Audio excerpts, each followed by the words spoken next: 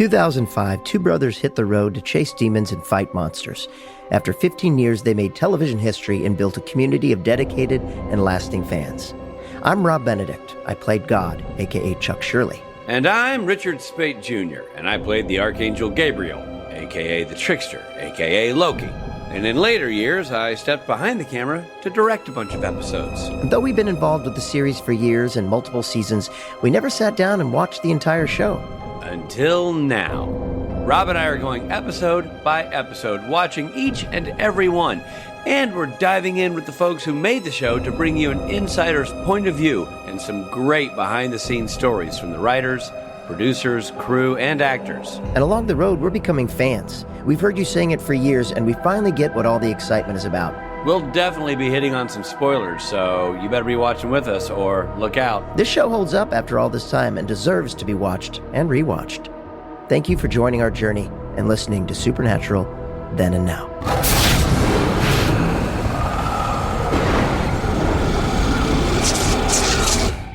Hey everybody, this is Rob Benedict. And let's just say this week, I'm going by the name Richard Spade Jr. And we're talking about Supernatural Season 4, Episode 2, Are You There, God? It's me, Dean Winchester.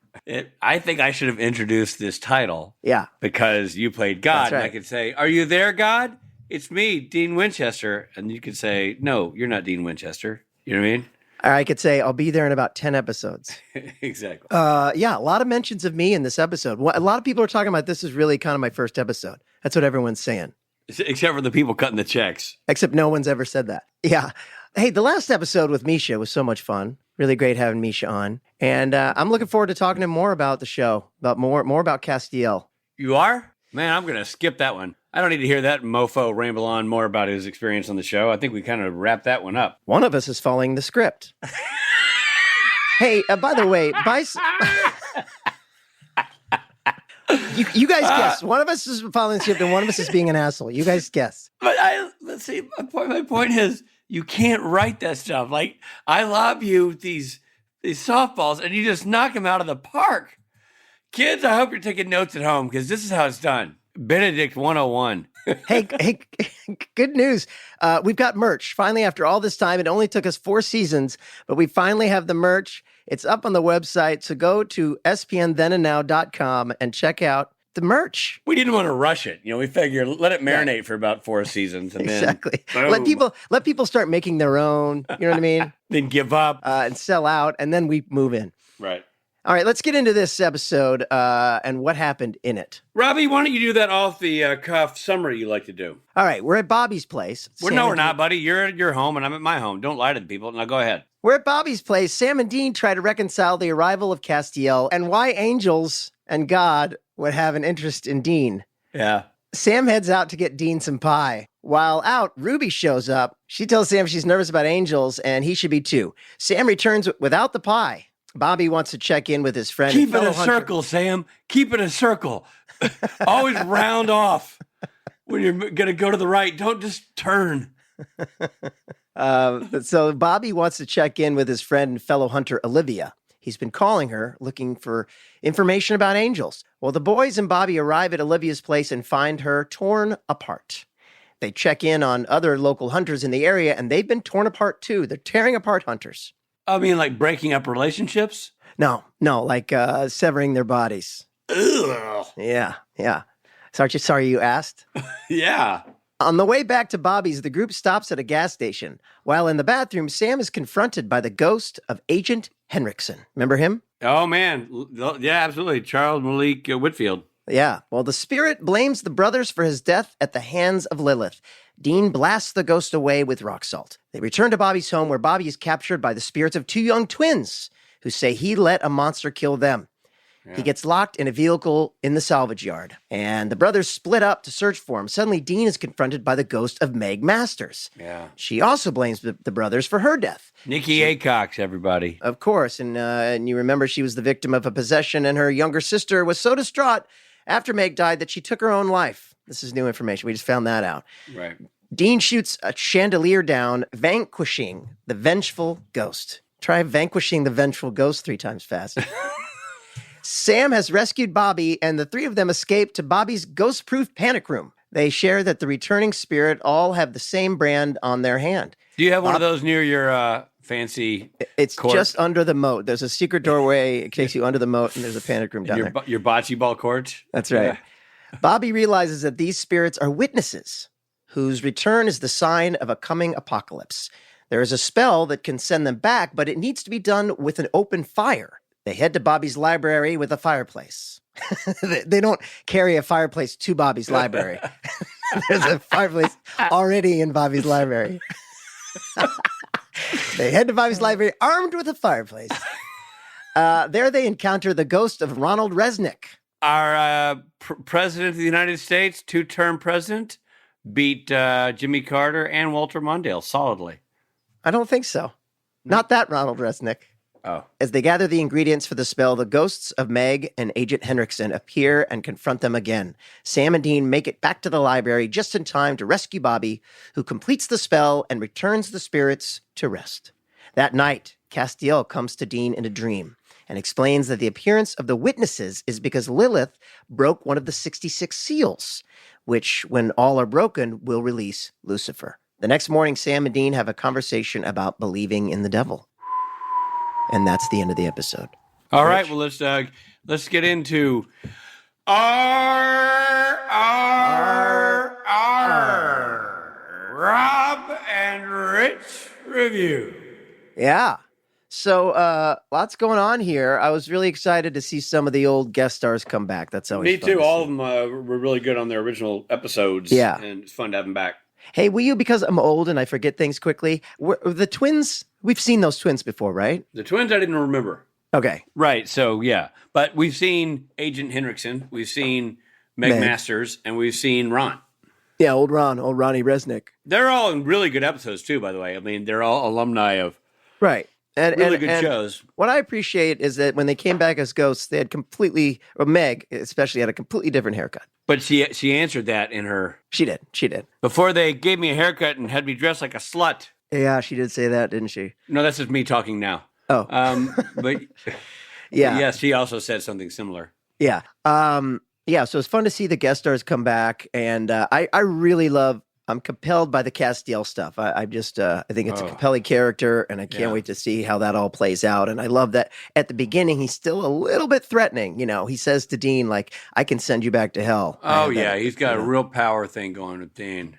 Yeah. But I've talked a lot. Richard, what are your thoughts about the episode? Robbie, this is one of those times where I look to you and I say, Robbie, steer me. No, I'm kidding. I think it was really good. I thought bringing back the characters we've seen before who've gotten killed. I thought the idea of that Dean and Sam and Bobby have some responsibility for not saving the individuals who are possessed was an interesting story. True. Angle. And by the way, may I say, one of the things that caught my eye right off the top of this bad boy was that it was the story, not the screen, not the teleplay, but the story was by Sarah Gamble and Lou Bolo. What? Yeah. I missed that. Story by Sarah Gamble and Lou Bolo. Lou Bolo being, of course, the legendary stunt coordinator of Supernatural for his first 11 years. So we'll have to ask our guest about that. We will ask our guest about that, but I thought that was pretty cool. Love to know how that came about. Yeah. So it's a clever idea, I thought. Yeah, clever idea.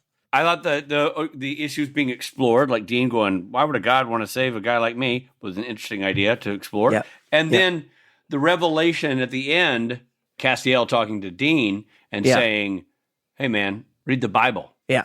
We're soldiers of the Lord. Yeah. Or we are, whatever he said. Yeah. He said something, I'm a soldier. And I'm like, oh, wow, that's a whole different way of looking at angels than typically you do, you know? Yeah. Yeah. And I thought that was really interesting. I just thought the whole idea was cool. The reveal of Bobby's bunker was cool. A lot of things sort of came out of this thing that you're going like, oh, I'm learning a ton here. And the morality issue was just cool. Like, oh, yeah, you've done a good job, but at what cost? You've killed individuals. And they have a good point. Hey, you're letting Ruby walk around. You're never blasting her with a gun. Why? Why is she so special? Right. Why don't you marry her already? Yeah, get a room, you two. Get a room in a house in Austin where you raise your children. Get a bunch of rooms. So are we going to see Bobby's bunker again? I think so. Oh, I don't know. But I think, I mean, look, I think that becomes a bit of a thing, a set they go to a couple times. Oh, yeah? Good. I hope so, because it really looked like a set that they really spent some time building. Yeah, it was cool. I thought it was neat, the opening. Okay, I'll go one step further. I thought the opening was neat with that lady in peril, and then you suddenly realize very quickly that she's a hunter. That was a cool reveal, I thought. Yeah. I love the whole concept that there are a bunch of hunters out there that we don't even know yet. And that they're getting hunted by their, I mean, people. It's confusing because they did good by getting rid of the demon inside of these people, but these people paid the price for that. Mm-hmm. Yeah. You really felt for Agent Hendrickson talking about watching Amy Garcia get her skin peeled off, as, brutal. Oh, yeah. He mentions Amy Garcia. Yeah, that was really horrible to hear. Well, I made notes on this one, which don't amount to much. All right, well, let's get to our segment called Rob Stupid Notes. Robbie? Yeah, everyone loves it. But the first is that I didn't love Bobby making jokes after the hunters died. He says they redecorated it red, meaning blood. I just feel like that's disrespectful for the dead. Yeah, that's not cool. Not the time to be joking. Foul on Bobby. Tweet. Yeah. Looks like he took the last train to Deadsville. The mayor of Deaderton was here. Exactly. Gave him the key to the dead city. And then I have Genevieve is hot. I have written down Genevieve is hot. And then I have written down make list, which I think is just a note to myself that I need to make a list of things that I had to get done before I left town. And then I have... Then you probably have Genevieve's hot again. So go ahead. And then I have, they're talking about me. And in parentheses, God. And then smiley face, flower. And then I have these boys take serious shots. What am I talking about?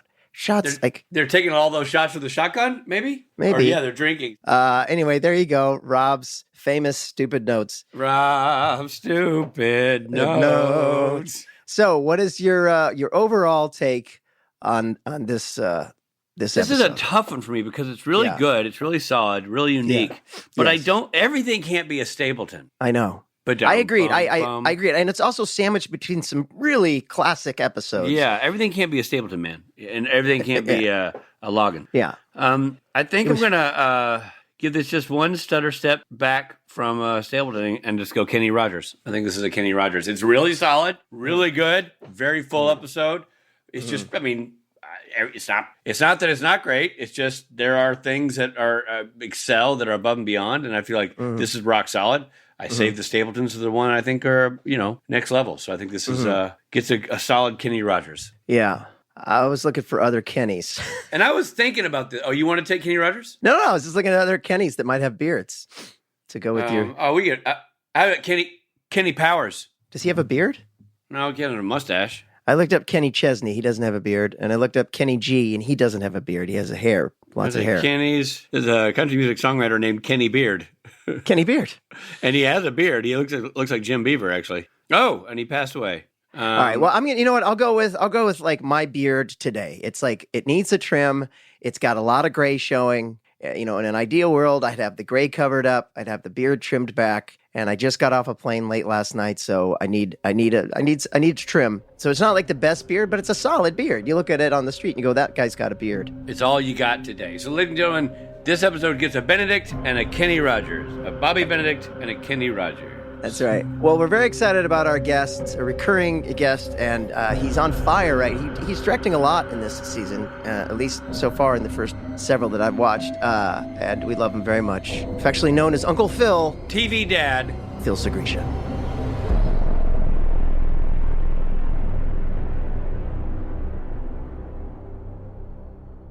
All right, Phil Sgriccia. Hi, Phil. Hi, guys. Thanks for having me back. Absolutely. Every time I see that you're the guest, I'm like, phew, because, you're easy to talk to. You know a lot. You remember a lot. You're a great interview. And you were there. You were there. You were there in the trenches. Boots on the ground, as we say. Yes. Mm-hmm. So let me get into the questions that were pre-arranged for us to ask you. So in the cold open, when Olivia gets killed, was the Three Stooges intended to be a reference to anything? She's watching the Three Stooges. I think, well, she's asleep. Yeah. It's actually more the book. If you notice the book, that was more of yes. Something that I put in there. The Three Stooges is probably an homage to my wife, Martha, because she's a Three Stooges fan. But I think because they were sleeping, it was just funny to see the woman on the couch, and then you didn't know whatever happened with them. Yeah. It was just a moment. Yeah, I know. And it probably was cheap enough. I was going to ask, a follow-up question was, something like the Three Stooges, is that expensive to put on the show? Well, it wasn't expensive if we put it on. Yeah, I always wondered if there's something like the age of nothing- that show, if it's, in a different sort of category. Probably. I mean, it was just one of those things that it was kind of like we were still in that mode of, 4x3 TV sets and things like that. So it was like the playback was kind of like, this was on late at night, it would be after midnight. Yeah. The Three Stooges hour. Yeah, whatever. totally. But I just thought that was, I don't know, it's funny to me. Yeah. Well, it reminds me of those, that would happen, and then they'd play the national anthem and go off the air. Yeah. Yeah, exactly. And then it goes to a test pattern. Yeah. Crazy. Not anymore. You talk to people about any of that, and they're like, look at you like, what planet? It definitely is a sort of an age marker. I showed my kids Poltergeist the other night, and not the other night, but a few months ago, and they didn't get that. At the end of, I mean, in Poltergeist, the whole conceit is when it goes to the white noise on the TV, it plays the national anthem, goes to the white noise, and then the ghosts come through the white noise, right? They didn't get that about TV going off the air. They didn't get that. Now, was this your first time working with Nikki Aycox, or was she in other episodes that you? I think this was the first time Nikki and I worked together. This one was kind of like, in some ways, it's similar to Jus in Bello in that it was a very contained episode because it was about, we're mostly in Bobby's, although we did get to reveal Bobby's man cave. Bunker, yeah. Which got to be used quite a bit after. Oh, did it? I was wondering. Oh, yeah, it comes up a lot. And it's pretty cool because it's like, it's always nice to have like there's a new surprise in a set. Oh, by the way, down in the basement through an iron door that looks like an old, I don't know, safe or something. Safe or some sort of, what would that be? Not like World War II bunker or something. Yeah, I don't know. It was like the door of it looked like something that would be like a furnace, like some sort of metal furnace thing. But, then going in and being circular and, everything about it was pretty fun. There was more to it, I think. And we see it in upcoming episodes. So they built that starting for this episode, but they knew they'd reuse it? I think so. I think we, at the beginning of the year, you kind of look around and you go, okay, what can we make? What can we adapt so it's another place to go if needed? Bobby's was kind of multi-tiered, multi-leveled, place. And then we had the exterior location to play with. So there was a lot of ability to, and the actual car yard, the rec outside was just around the corner from the studio. So it wasn't that far of, we could base it at our home camp and just truck over there. So the stuff with Sam and Bobby in the car with the twins or the sisters, that all, happened pretty. It's always nice to be close because it was fun to shoot over there. That was a real junkyard? Yeah. Huh. Yeah. I mean, we added a few things here and there, and then there was we probably added, Jeff, our car guy, usually put in some, classic old clunkers of American iron and steel. Then, there was probably a lot more, it seemed like there was other cars in there that weren't, American made. So there's European models or Japanese cars or Korean cars or whatever. Yeah. But, we had to have the American Rust Belt kind of stuff in there. Right. Yeah. We've talked about it before, but like this show is always sort of looking for a place that can be sort of a home base. And that's what this is kind of established. It's what we thought the bar was going to be there for a minute. Right. Yeah. I think that, I think it became, that's a Kripke question more than anything, is writing wise, it felt like Bobby's, you could use it as a house because the boys can sleep there, and Bobby's, got all the equipment and stuff like that. Not that Ellen and Joe didn't. It just was more, once we built the bar, it was kind of like, all right, how much more do you build around the backside? Because when you're at the exterior, it doesn't look like it's that big of a place. And so the more you add, and I think just the storylines weren't coming into that. I think that was originally a plan, was to come back there 5 or 6 times, maybe more. I don't know. But I think with Bobby's, it was an easier thing because it was, you didn't have to fill it up with, other hunters, as, you couldn't have the bar always empty. Right. Right. So you have to have it like it's a real, right. So now you're kind of making it into something that maybe you don't need, where, in Bobby's, you have it all because it's just Bobby and the guys. Yeah. So we talked about Nikki Acox, and then also, we've got a lot of recurring dead people in this episode. Yeah. Agent Henriksen. Yep. Charles. Yeah. And so you directed every episode featuring Henriksen, is what my notes tell me. Was that fun, fully sort of developing his arc and return over 4 episodes? Oh, yeah. It was, after you bring somebody back in the second time, it's kind of nice because there's a history with the character and there's a history with the show and the crew. And so things kind of get going, it seems more easily through the shooting process because, Charles knows Hendrickson and who he is. And now he's, in this state of disarray as a ghost that, is pissed off. It's going to kill our boys. Same with Ronald with laser eyes. Yeah. So, yeah. We had a few more, and then I think budget-wise, we just whittled it down to 3. Okay. Because 3, well, and then the twins, the young twins, and then also the 2 people at the beginning, right?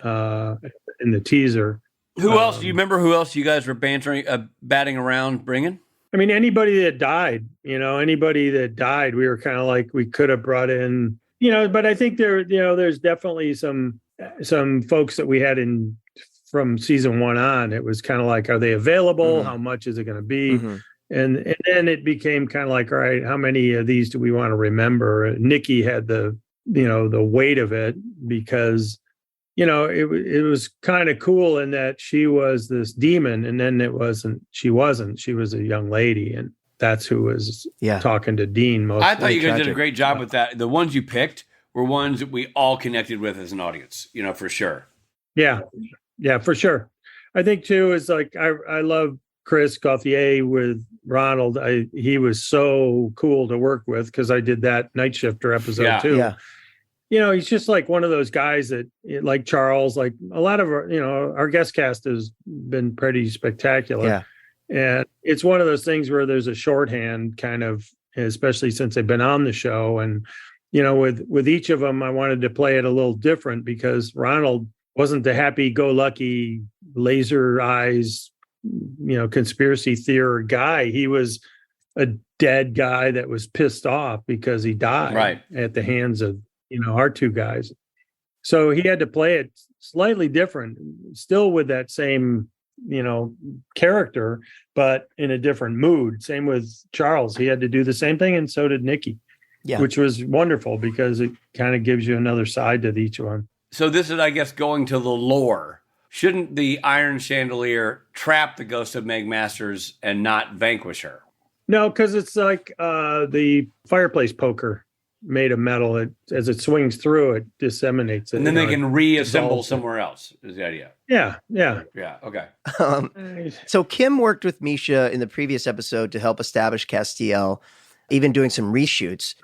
Do Kim and Eric and Bob have conversations about how to portray angels and their presence in this universe? Do you and Kim and Eric and Bob? I'm sure I was in a bunch of conversations. I can't, for the life of me, I think the thing that Eric wanted to portray with these is that angels are kind of dicks. They think of humans as some form of, animal, some sort of marsupial or something, that it's beneath them because they're chosen by God. They have this power. I know on the last podcast, you were talking about the scene where Jensen is in the convenience store gas station and all the windows blow out. And that, we talked a lot about how do angels communicate? Well, they're extremely bright light that would burn your eyes out. So they have to take a vessel like a demon does.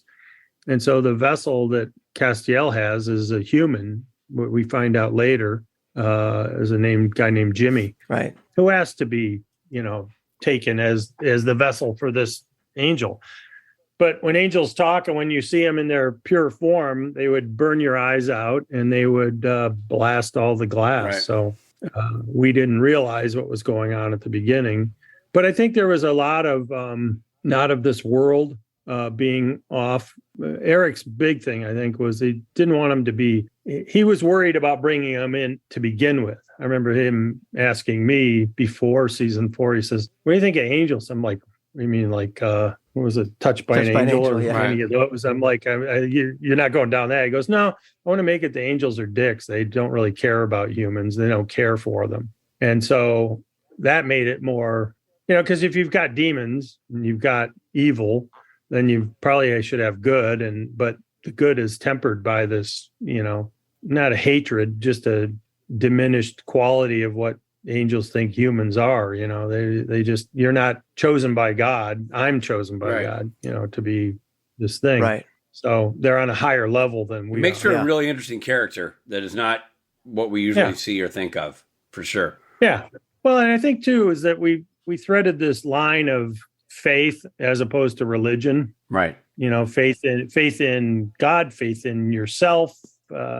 Whereas it didn't pull into any one religion. It just became this bigger picture of, is there somebody out there or something out there that is watching over us? Right. So, yeah. And I think once we started down that, it just opened up a lot of doors for stories, because you can always have the bad guy. You can always have Crowley. You can always have the devil. And we ended up having Lucifer, which Lucifer is a fallen angel. So it plays right into our world. Yep. Just hold that thought. We're coming right back.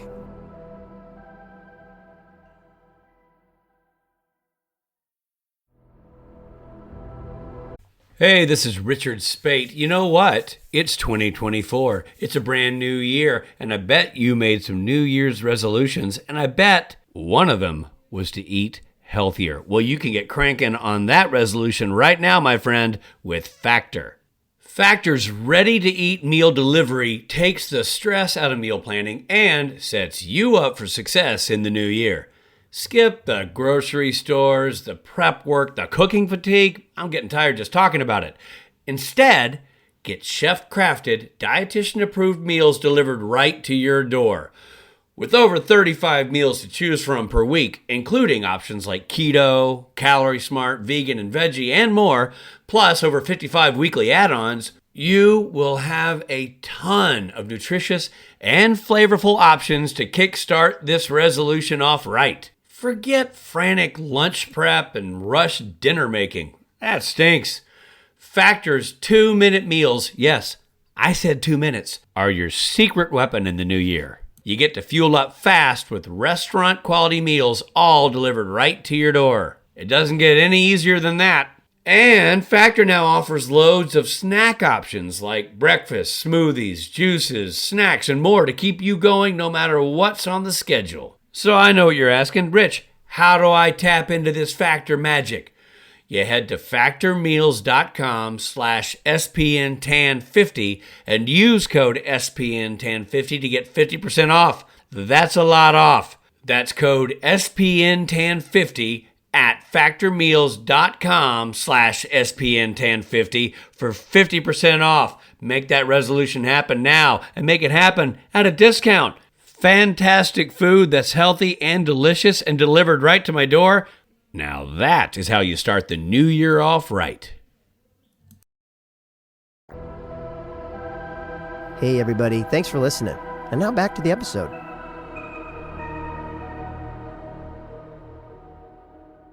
It's interesting because you have Dean in this episode sort of mirroring what the audience might be thinking, or like everything you're saying, Dean is acting out. You know what I mean? The sort of the debate of why me? Is there a God? If so, why is he not intervening? Why is he intervening? Why is the angel here? What's the angel's role here? It's all very interesting, very, very elevated. You know what I mean? In terms of subject matter. Yeah, I mean, and I think what's cool about the show is our endings tend to be, Dean's not telling Sam everything at the very end, because he has this sleep conversation with Castiel and he wakes up and it's the next day, and then Sam's leading on to something and Dean doesn't give him oh, by the way, I had this dream sequence with the good-looking guy in the trench coat. Right. So it was those are always fun to me because then the audience just going, oh my God, he didn't tell him. Right. And there's a secret. Right. Yeah. Right, know? right, right. And at this point, Sam's got a secret too, because Yeah, and he's been dealing with Ruby. Yeah. I mean, Mrs. Ruby. Exactly. Yes. Soon to be. Yeah. That's right. Rich and I keep saying, get a room. You see it on camera, the chemistry. It was kind of interesting to be around them because I had worked with Genevieve on another show and I cut the pilot. And I told Kripke we should bring her in when she's done. I think the show she was on, Wildfire, right? Went on for 5 years on ABC Family or something. Huh. Anyway, it was kind of like bring her in, and then all of a sudden it was like, oh, sparks are flying. Wow. Hello. That's fun. Did they start dating while she was on the show? You'd have to talk to them. Yeah. I wasn't. I mean, my hearing aid didn't work through the wall. I'll get to the bottom of it. I don't know. You'd have to ask them Sure. when it all started. Yeah. I think it seemed fairly quick. Yeah. Huh. Hey, were the creepy twins a Shining reference? Again, that might be a Sarah question. All I know is that we wanted them, they were really good. They were good. And really fun. And, just having them just stand there. I mean, that's part of the fun and creepiness of the whole episode is that at any moment something can appear.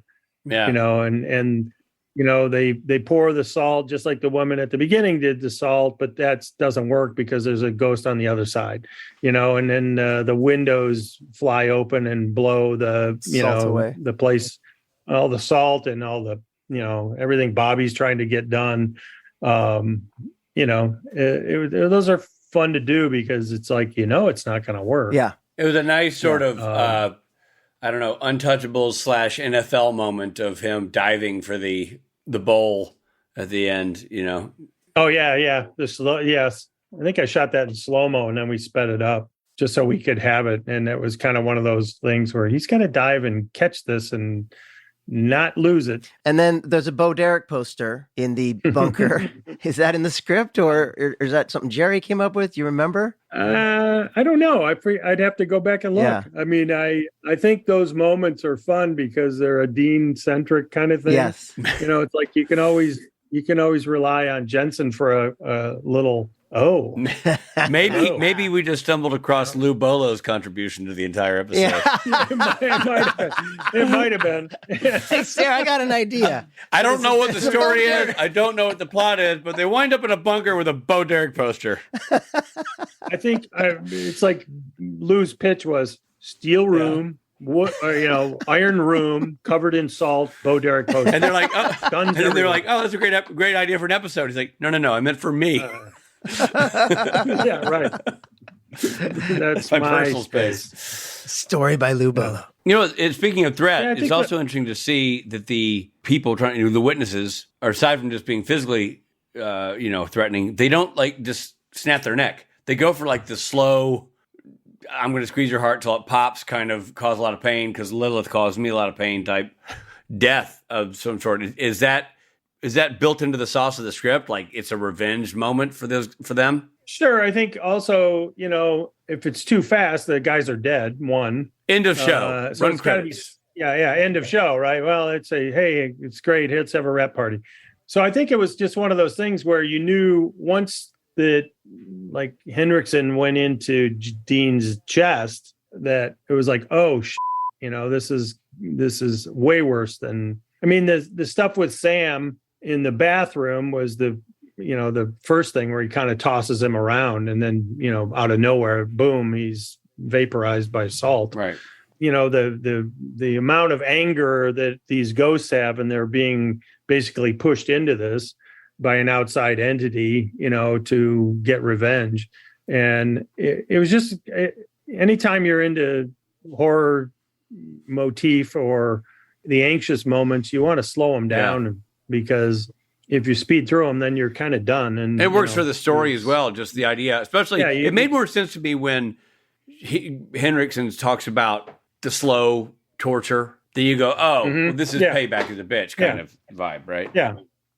And also you wanted it to feel like, like Sam's gun or Dean's gun coming out of nowhere, it has to be a surprise moment. Also, it's a scary moment because it's a loud noise.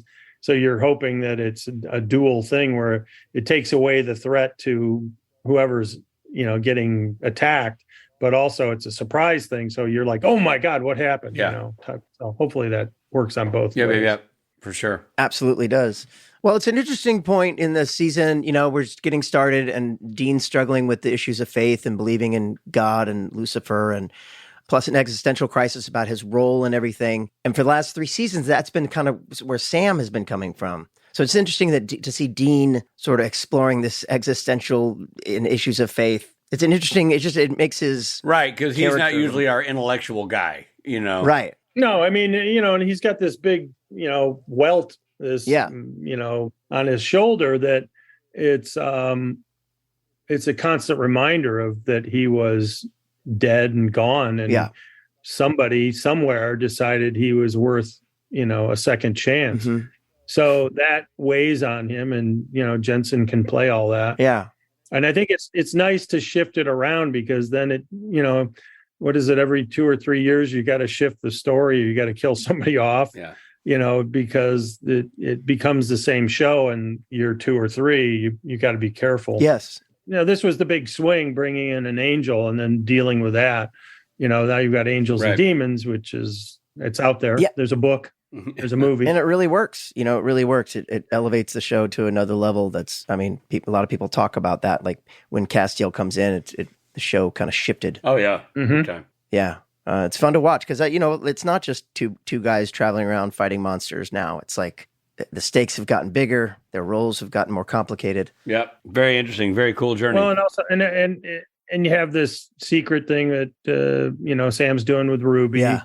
Which is like, that's not going to end well. Right. And, Yeah. So it pushes the season into a new and weird place. Yeah. It's great.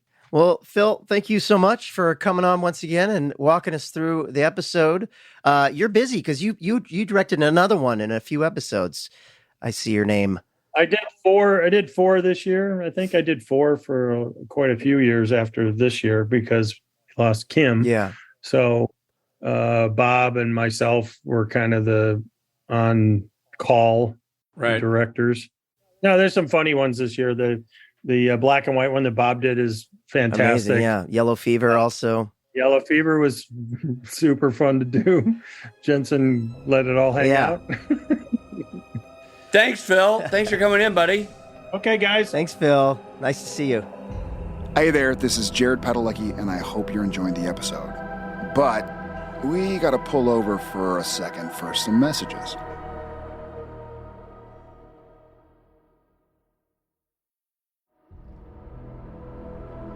Thank you for supporting Supernatural then and now. And now, back to the show. Well, always a pleasure to talk to Phil Sgriccia. Yeah, and I was going to say, Rob, for people who don't know this about Phil, he has his own charity where he supports the arts. It's called culturematters.org is his website. Culture Matters is his company that does these events. So if you want to follow what Phil is up to and even attend some of his Sunday concerts and other events he throws in downtown Los Angeles, follow him on culturematters.org. Yeah, and he's done some great stuff. We've done a couple of things with him for the band, with my band, and also for Kings of Con. Yep. Man knows his barbecue, too. Always has great barbecue at these events. Supporter of the arts. And now it's time for mythology. The concept of the rise of the witnesses may be loosely inspired by the biblical story in Book of Revelation, chapter 11, called The Two Witnesses. In it, God sent the witnesses to earth, gave them their powers, and allowed them to remain on earth to witness the apocalypse. Oh, nice. Yeah. Leaders of the UFO religious cult Heaven's Gate initially claimed to be the two witnesses in the 1970s. So wait a minute. So the witnesses are what those people who come back and they blame Sam and Dean for killing them? They're the witnesses? Yeah. Oh, interesting. They're there to witness the apocalypse, but also there to mess with Sam and Dean, I guess, and Bobby. Right. I don't know. But at the end of the day, Castiel was like, that was just that was a test that really didn't. You did a nice job passing that test. All right. That was a very brief mythology section. But don't worry, we're making up for it with our elongated fun facts. Yeah, we're having fun now. The title of the episode is a reference to a 1970 Judy Blume novel. Are You There, God? It's Me, Margaret. A novel about an adolescent girl's spiritual awakening. Yeah, do you know that that's in the UK has a different title? What's it called? Are You There, God? Yes, 'tis I, Margaret. No, that's not true. That's a negative fact. But they just made it into a movie that I have not seen yet. I thought for sure you'd be right there, opening day. But I think it's getting pretty good reviews. Did you know that it was a Judy Blume title? Of course. Yeah, okay. Yeah, of course, yeah. No, that book was Judy Blume novels were very popular when we were that age growing up. Yeah. And they were popular because they had very sort of kind of sexual undertones for, teenagers. Right? Are You There, God? It's Me, Margaret has sexual undertones? Lots. Yeah, man. She's like growing boobs, wearing a bra, having a period, like all those things that like people, going through adolescence. Oh. Yeah. You didn't know this? I don't remember that part. That's the whole thing about Judy Blume. Judy Blume is like really like. No, I mean, there are other Judy Blume books where they really, hone in on the, the junk. But I didn't know that Are You There, God? It's Me, Margaret was one of those books. I thought so. I thought it was. Are you suggesting that Florida banned this book? Is that what you're suggesting? Man, I don't know. I maybe I'm wrong. Maybe I'm getting it confused with let's Google a synopsis. It'll be great. The recipient of National Honors and Book Awards, the novel has been challenged for its frank discussion of sexual and religious topics. So there's a lot of sexual topics discussed in it. For the record, I won. I'm right, and I won. Yeah. Well, I mean, now I understand why you have that copy of it on your shelf behind you. Okay, so this next fun fact is that the book Olivia has fallen asleep reading is Manly P. Hall's The Secret Teachings of All Ages, an encyclopedia of ancient mythology, ritual, symbolism, and the arcane mysteries of the ages, written in 1928. Wow. Interesting. Wow. Very interesting. Could you ever see the title in that shot? I don't recall that. I don't recall that either. Just reading off Wikipedia here. Are You There? It's Me, Margaret. Has been challenged about its frank talk about menstruation and the depiction of a child being allowed to decide for herself what religion she would prefer to adhere to. Yeah. It said it's Judy Blume. Yeah. So apart. After shooting Ronald with rock salt, Bobby says, if you're going to shoot, don't talk. This is a quote from The Good, the Bad, and the Ugly, 1966 film by Sam Peckinpah. I think that's Sergio Leone. God, was that shot in the dark? And I was like, that's not in the script, but I'm sure that's wrong. So, that was a lot of fun, those facts. They were fun. What can you say about those facts other than they were fun? They were fun. And so was this podcast. Always fun to do the podcast. And thank you to all of the fans I met in Germany over the weekend who told me that they very much enjoyed the podcast. And I thank you. Thank you for listening. That's great. Why did you single out Germany? Did nobody enjoy the podcast in Basingstoke? Well, people enjoyed joining in Basingstoke. That was 10 days ago. And to me, it feels like a lifetime ago because I've been on a whirlwind trip of Europe. And yes, just suffice it to say, I met a lot of people who really enjoy the podcast, and I enjoy hearing that. So thank you for a lot of people. Rob really been touring, I don't know, everywhere. Yeah, you might say the podcast is on tour with just one of the hosts. Yeah, because you went to Germany and where else? Basingstoke. So I was doing the Lord's work while you had a thing. You couldn't make it. So it was super fun, and thank you, not just Germany and England, but everyone who's listening to the podcast. Thank you very much. We appreciate you, which is why we've created merch. Go check it out at www.spnthenandnow.com. All right, well, that's it for us for this episode, but we'll be right back next week with another episode. We got a lot of good ones coming up, so I hear, because I know you've watched more than I have so far. So yeah, so exciting. It's so good. It's so good. All right, well, we'll get to it. See you then. See you then. This episode of Supernatural features Jared Padalecki as Sam Winchester and Jensen Ackles as Dean Winchester, and Misha Collins as Castiel. Guest stars include Jim Beaver, Nikki Acox, Charles Malik Whitfield, Genevieve Cortese, Chris Gauthier, and Audra Ricketts. Are You There, God? It's Me, Dean Winchester was written by Sarah Gamble, based on a story by Sarah Gamble and Lou Bolo, directed by Phil Sgriccia. Editing by Anthony Pinker, music by Christopher Lennertz. Executive produced by Eric Kripke and Robert Singer. This episode featured the song Lonely is the Night by Billy Squier. This episode originally aired on September 25th, 2008. This episode of Supernatural Then and Now was hosted and executive produced by Richard Spade Jr. and Rob Benedict. Produced by Stephen Hine, written by Stephen Hine and Haida Holscher. And edited and associate produced by Trey Booty. What's up, Booty? Music provided by Tim Wynn. The episode was recorded with the help of Sonic Fuel Studios. This podcast is from Story Mill Media. Follow the podcast on Instagram and Twitter at SPN Then and Now. Become a member of the podcast at patreon.com/SPN Then and Now.